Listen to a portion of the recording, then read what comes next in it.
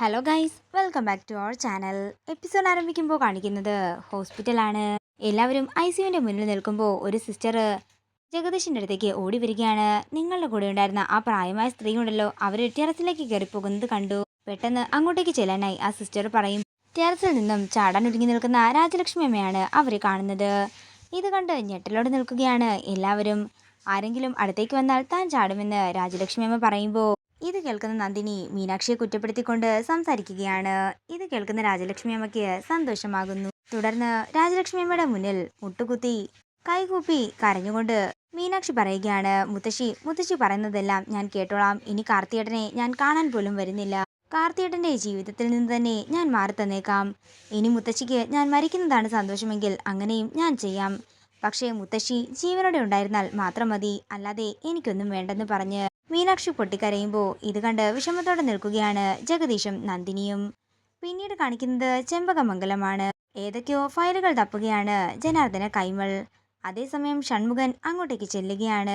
രാജലക്ഷ്മി ഇവിടെ ഇല്ലല്ലോ ഷൺമുഖം, നിങ്ങൾ പോയിട്ട് പിന്നീട് വരാനായി കൈമൾ പറയുമ്പോൾ രാജലക്ഷ്മി അമ്മ ഹോസ്പിറ്റലിലാണെന്ന് അറിഞ്ഞു തന്നെയാ ഞാൻ ഇങ്ങോട്ടേക്ക് വന്നതെന്ന് ഷൺമുഖൻ പറയുന്നു. നിങ്ങളെ ഒരു സ്ഥലം വരെ കൊണ്ടുപോകാനാ ഞാൻ വന്നത്. ബഹളമുണ്ടാക്കാതെ എൻ്റെ കൂടെ വന്നാൽ നിങ്ങൾക്ക് നല്ലതെന്ന് ഷൺമുഖൻ പറയുമ്പോൾ തൻ്റെ തോക്ക് ഡ്രോയുടെ ഉള്ളിലെല്ലാം തിരയുകയാണ് കൈമൾ. അതേസമയം ഷൺമുഖൻ കൈമളുടെ കഴുത്തിന് നേരെ തോക്ക് ചൂണ്ടിപ്പിടിക്കുകയാണ്. നിങ്ങൾ ഇതല്ലേ തിരയുന്നത്? ഇതൊക്കെ എനിക്ക് എപ്പോഴേ കിട്ടിക്കഴിഞ്ഞതാ. പിന്നീട് കാണിക്കുന്നത് സാവിത്രി മുകളിലേക്ക് വരുന്നതാണ്.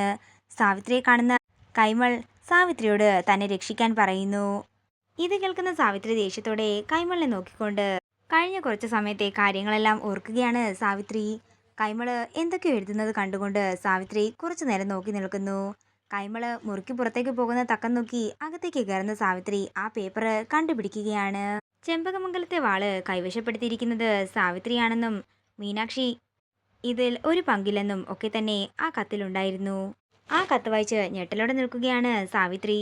തുടർന്ന് സാവിത്രി വീണ്ടും കൈമളിനെ തുറച്ചു നോക്കുമ്പോഴേക്കും ഷൺമുഖൻ കൈമളിനെ കൊന്നിട്ടുണ്ടായിരുന്നു.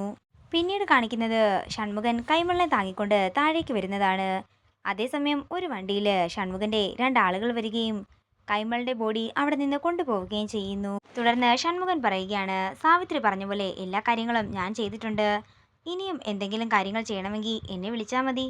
നമ്മുടെ മുമ്പോട്ടുള്ള ജീവിതത്തിൽ അച്ഛനൊരു തടസ്സമായിരിക്കും. അതുകൊണ്ട് അച്ഛനെ ഒഴിവാക്കിയേ മതിയാവുകയുണ്ടായിരുന്നുള്ളൂ. അതെല്ലാം വളരെ ഭംഗിയായി തന്നെ ഷൺമുഖൻ ചെയ്തു കഴിഞ്ഞിരിക്കുകയാണ്. ഇനി ഈ കുരുക്കിൽ നിന്നും എങ്ങനെ രക്ഷപ്പെടാം എന്ന് മാത്രമാണ് ഞാൻ ഓർക്കുന്നത്. പിന്നെ മറ്റൊരു കാര്യം കൂടിയുണ്ട്. ഈ കണ്ട റിസ്ക് എല്ലാം എടുത്തത് ഞാനായതുകൊണ്ട് തന്നെ എൻ്റെ ഷെയർ അല്പം കൂടി കൂട്ടണം. എല്ലാ കുറ്റങ്ങളും ഇനി മീനാക്ഷിയുടെ തലയിൽ വേണം കെട്ടിവെക്കാൻ. ആ കുഞ്ഞ് ഇവിടെ ഉള്ളതുകൊണ്ടാണ് അവൾ ഇവിടെ നിൽക്കുന്നത്. കുഞ്ഞിനെ ഇവിടെ നിന്ന് മാറ്റുകയാണെങ്കിൽ അവളും കുഞ്ഞിൻ്റെ പിന്നാലെ പോയിക്കോളും. ഷൺമുഖം അതിനുവേണ്ട കാര്യങ്ങളും എനിക്ക് ചെയ്തു തരണം. അതിനെന്താ, എന്ത് വേണമെങ്കിലും ഞാൻ ചെയ്തു തരാം. അല്ല, കുഞ്ഞിനെ എങ്ങോട്ടേക്കാണ് മാറ്റുന്നതെന്ന് ഷൺമുഖൻ ചോദിക്കുന്നു. പറയാം എന്ന് പറഞ്ഞുകൊണ്ട് എന്തൊക്കെയോ ആലോചിക്കുകയാണ് സാവിത്രി. ഇതോടുകൂടി ഇന്നത്തെ എപ്പിസോഡ് ഇവിടെ തീരുകയാണ്. വീഡിയോ ഇഷ്ടമായെങ്കിൽ മറക്കാതെ ലൈക്ക് ചെയ്യുക, ഷെയർ ചെയ്യുക, കമൻറ്റ് ചെയ്യുക. കൂടുതൽ സീരിയൽ അപ്ഡേറ്റ്സിനായി മറക്കാതെ സബ്സ്ക്രൈബ് ചെയ്യുക.